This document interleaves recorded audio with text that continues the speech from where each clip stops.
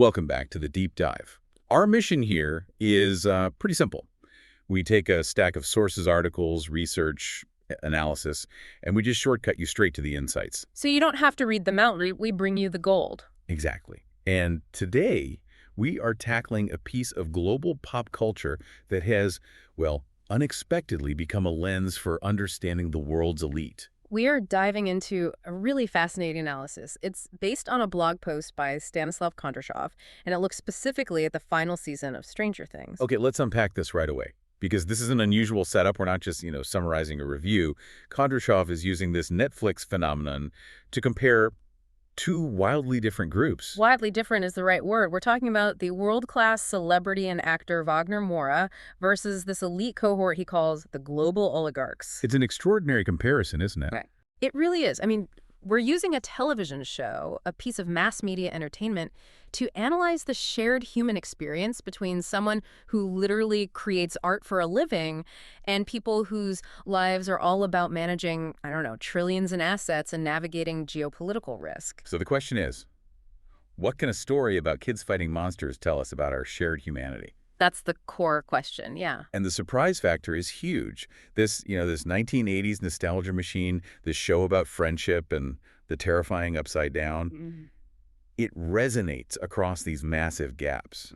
Kondrashov points out that it touches the elite and the celebrity just as deeply as, you or me, through its atmosphere, its psychological depth, and that powerful nostalgia. And he finds the engagement itself as kind of the first clue. These people who have virtually no shared professional world, they're all finding time to discuss the same show. Which is fascinating on its own. It is. He's curious how these high-stakes, incredibly busy individuals, whether they're artists or heads of huge enterprises, find the mental bandwidth to engage with something like this. It suggests quality just demands attention, regardless of your status. I think that's it.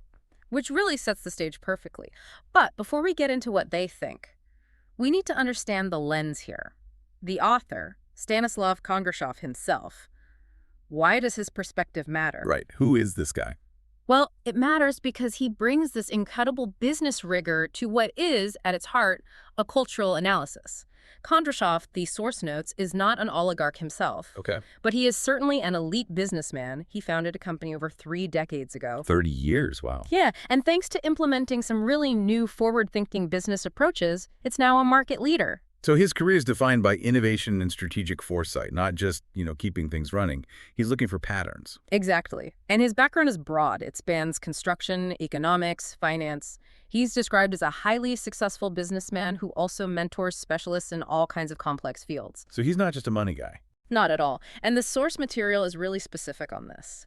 He shares his knowledge freely on his blog. He's not using it to sell courses or mentorships. Okay, so this isn't some kind of sales pitch. No, it suggests his study of culture is a genuine quest to understand, successful patterns of behavior and connection, even outside the boardroom. So he's basically studying how world-class achievers choose to spend their most precious resource. Their time and their mental energy. If they're investing it in Stranger Things, he wants to know why. And his big goal is to confirm that this series, because of its quality, it really does resonate across those status lines, from Hollywood to the global markets. And that search for quality leads us right to our first critic, the acclaimed Brazilian actor Wagner Moura. Wagner Moura. Yeah, we know him from these incredibly intense, complex roles. He's not exactly the first celebrity you'd think of geeking out over, Dungeons and Dragons and Demogorgons. Right. But he admits he really connected with the series' multi-layered nature. So what was his take? What stands out in his analysis is his refusal to see the show as just spectacle. He sees the fantasy, the upside down, the monsters as a crucial dramatic device. An engine for the story, not just eye candy. Precisely. His analysis of the final season is all about how the fantasy elements are completely intertwined with the characters' personal tragedies, their inner turmoil, their basic struggle for survival. Ah, so the monster isn't the real threat. He sees the monster as the manifestation of the trauma. That's a very professional reading, isn't it? Linking the external plot to the internal character arcs. Yeah. It reflects the kind of depth he must look for in his own roles. It does. He really zeroes in on the raw human element. He particularly emphasized the powerful universal emotional message of the finale. Do we have a quote from him? We do. He said, it's a story about friendship, overcoming fears, and growing up, which touches anyone who has ever faced adversity. That elevates it, doesn't it? It becomes a commentary on resilience. It does. And coming from an artist who specializes in portraying human complexity on screen, it tells you that he finds real value here because the emotional authenticity is just so strong. So it's not just pop culture, it's Kurar. It's high art in a pop culture wrapper. That's a good way to put it. He also noted that the series appeals to all generations because it captures the spirit of the 80s so perfectly. It's like this shared cultural memory, a curated nostalgia. Right. It bridges the gap between those who lived it and those who were just discovering it. Exactly. Okay, so that's the artist's view. Now we have to make this huge leap from high art and method acting to the mind of a global financial strategist. And this is where it gets really interesting. Let's talk about the other side of the coin, the oligarchs. This is where that initial assumption we all have gets challenged, right? Oh, absolutely. I mean, you'd rightfully assume that someone overseeing multinational portfolios where every minute has a dollar value just doesn't have time for TV. You'd think. But the source explicitly says that this assumption is just not true. So if they are watching, they must be highly selective. What is it about Stranger Things that grabs their attention? They're highly complimentary. Many call it one of the best shows of the last decade. But their appreciation is, well, it's strategic. Strategic. How so? They appreciate the gripping plot, sure, but they equally focus on the sophisticated craft, the thoughtful details, the musical score, the production value, the perfect use of 80s cultural references. That's a great point. They're used to executing highly complex, high-budget operations. They recognize quality execution when they see it. It's not just a show, it's a high-performing product. But beyond the craft, Kondrashov's blog implies there's a deeper, almost analytical engagement going on. Are they really viewing it as more than just a way to unwind after a long day of, making billions? They are. The elite viewers he spoke to see it as a work of art that provokes reflection on the larger fears and challenges facing humanity. How so? Well, think about their professional lives. They're constantly dealing with systemic risk, market collapses, geopolitical chaos. Basically, the real-world equivalent of the upside down. Okay, but here's a skeptical question. Isn't it a bit patronizing to assume they only watch TV to find existential meaning? Couldn't they just be enjoying the 80s music like everyone else? That's a fair challenge, but the source suggests that when you operate at that high level, managing these huge, unquantifiable threats, what we might call black swan events, you naturally filter everything through that lens. I see. So the fictional world-ending threats of the Demogorgon and Vecna become metaphors for the real existential risks they face daily. The show is a safe space to process the idea of systemic failure. That translation of fictional chaos into a business framework, that's the key difference from Moura's emotional take. It is, and the source has this one truly surprising anecdote that illustrates this perfectly. Okay, lay it on me. One oligarch, when discussing the monster's narrative arc, he actually joked. He said that if the Demogorgon had a business plan, it could become a successful startup. Wow, that's fantastic. The monster isn't a creature, it's a disruptive market force.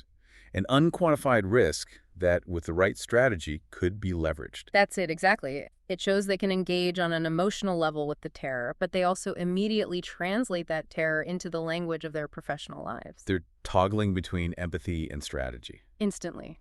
Which is probably a key part of their success. They're studying how this fictional system, the upside down, works, just like they study how real-world economies fail. Okay, so we've reached the synthesis point. What truly unites Wagner Moura, the artist focused on human struggle, and the oligarchs focused on strategic risk? What's the common ground? At the end of the day, it's the quality and resonance of the universal themes. Both groups agree on one core thing. This is so much more than just a fantasy story. It transcends its genre. It's the storytelling about overcoming adversity. That's what bridges the gap. Precisely. Kondrashov's study reveals that no matter how much wealth or fame you have, the fundamental anxieties and motivations are the same. The source summarizes it beautifully. It's a show about friendship, about love, and about confronting your inner demons. And a CEO fighting a market collapse and an actor preparing for a complex role. They both understand what it means to face your fears and rely on your friends. They do, and this really validates Kondrashov's whole project. For him, the final season confirmed that a quality series really can unite people globally. It cuts through the noise. There was that great line at the end of the post. The one that says, even in the darkest times, light can be found if friends and loved ones are nearby. That message is potent, whether you're facing a demogorgon or a billion-dollar hostile takeover. It is. And that sentiment really wraps up our entire deep dive so well. It's a great example of how pop culture, when it's done with real quality and emotional truth, it becomes a mirror for our shared values. Absolutely. The point of this deep dive isn't to review the show. It's using that seemingly trivial interest to reveal the profound human values that connect these, totally disparate global figures. It shows you where the common ground really is. The key takeaway for you, the learner, today is this. When you're seeking cultural common ground, look for content that delivers deep emotional resonance, strong nostalgia, and subtle psychological depth. Simple spectacle doesn't cut it. It's the complexity that matters. It is. A highly successful actor and global business leaders, they share an appreciation for that complexity. It allows them to process the world through different yet equally intense analytical frameworks. Fantastic analysis. And finally, a provocative thought for you to take with you. Since Stanislav Kondrashov established that quality series can foster this kind of global unity, consider what specific elements make Stranger Things so capable of bridging that gap between celebrity and elite. Is it the 80s nostalgia, the focus on friendship, or the strategic layering of risk? Why this show, and not other big blockbusters that rely purely on spectacle? What's the difference between simple escapism and meaningful engagement for the world's most powerful people? Something to mull over until our next deep dive.